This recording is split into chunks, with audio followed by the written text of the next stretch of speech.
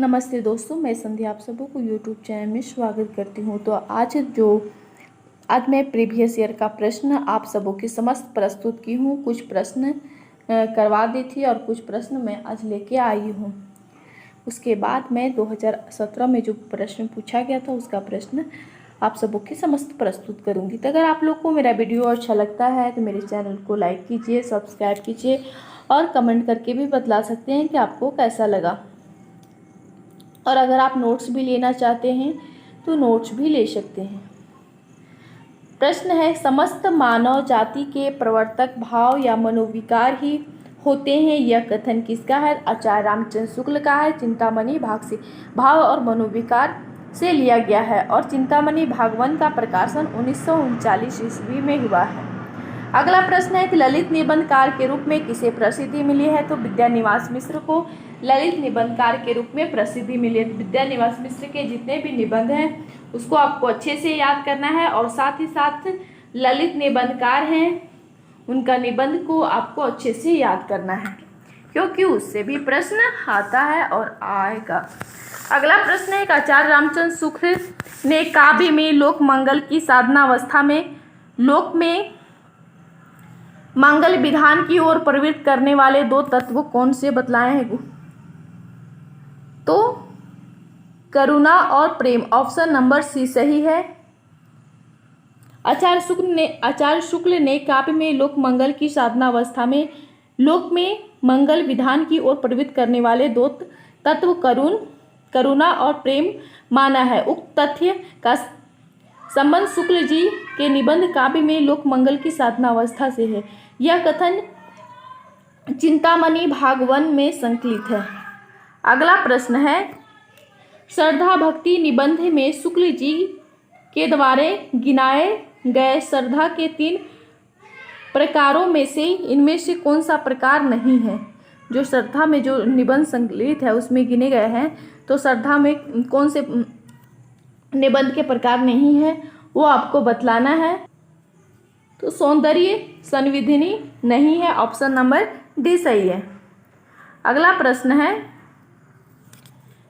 कविता ही हृदय को प्रकृति दशा में लाई है और जगत के बीच क्रमशः उसकी अधिकाधिक प्रसार करती हुई उसे मनुष्यत्व की उच्च भूमि पर ले जाती हैं। ये पंक्तियां शुक्ल ने अपने किस निबंध में लिखे हैं?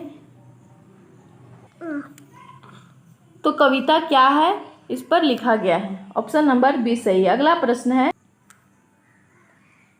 हृदय की मुक्त साधना के लिए मनुष्य की वाणी जो शब्द विधान करती आई है उसे आचार्य रामचंद्र शुक्ल ने क्या कहा है?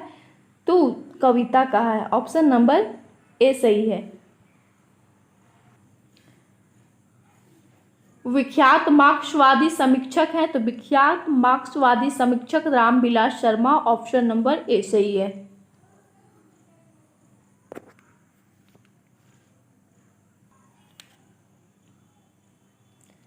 निम्नलिखित में से किसकी प्रतिष्ठा आलोचक के रूप में है? नामवर सिंह, केदारनाथ अग्रवाल या त्रिलोचन शास्त्री? तो इसका सही आंसर है नामवर सिंह।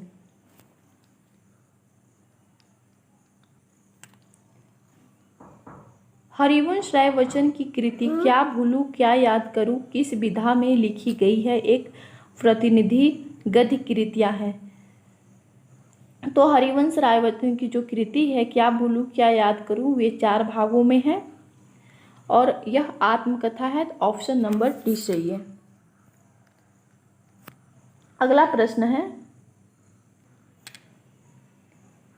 हिंदी साहित्य में कलम का सिपाही किसे कहा गया है? तो हिंदी साहित्य में कलम का सिपाही प्रेमचंद को कहा गया है और आपको कमेंट करके बतलाना है। सभी को, जितने भी लोग वीडियो देखेंगे उनको कमेंट करके बतलाना है कि कलम का जादूगर किसे कहा जाता है। पापा आते। निराला की साहित्य साधना किस आलोचक की पुस्तक है? तो निराला की साहित्य साधना रामविलास शर्मा की है। तो रामविलास शर्मा की जितनी भी आलोचनात्मक कृतियाँ हैं उसको आपको अच्छे से याद करना है। तो निराला की साहित्य साधना में आलोचनात्मक पुस्तक रामविलास शर्मा ने सूर्यकांत त्रिपाठी निराला की जीवन का वर्णन, किस प्रकार उनका जीवन बीता, इस पर लिखे हैं और इस पर इन्हें साहित्यिक अकादमी पुरस्कार भी मिला था रामविलास शर्मा को। अगला प्रश्न है, संस्मरण और रेखा चित्र में कौन सी रचना महादेवी वर्मा का नहीं है? तो महादेवी वर्मा की रचना अगर आप अच्छे से पढ़े होंगे, अच्छे से याद होगा, तभी इसका आंसर दे पाइएगा। तो महादेवी वर्मा की जो रचना नहीं है हमारे आराध्य, ये महादेवी वर्मा की रचना नहीं है और ये सब अतीत के चलचित्र महादेवी वर्मा की है। स्मृति की रेखाएं भी, पद के साथी भी। तो मैं बहुत ही कम समय आप लोग को लेती हूँ और ज़्यादा प्रश्न भी करवाती हूँ। तो अगर आप लोग को मेरा वीडियो अच्छा लगता है तो लाइक कीजिए, मेरे चैनल को शेयर कीजिए और सब्सक्राइब भी कीजिए।